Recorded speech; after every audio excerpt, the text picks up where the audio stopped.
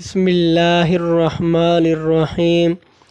رمضان المبارک کی راتوں میں سے ایک رات شب قدر کہلاتی ہے، جو بہت ہی برکت اور خیر کی رات ہے۔